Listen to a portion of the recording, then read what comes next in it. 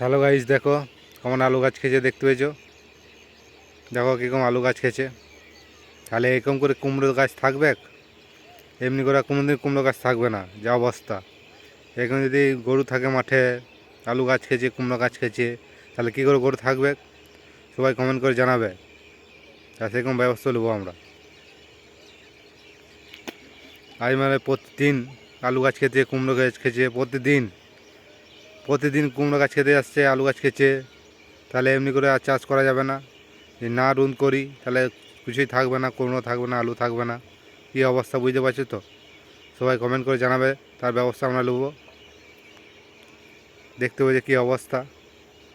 এরকম করে যদি আলু গাছ খায় তাহলে কী হবে অবস্থা?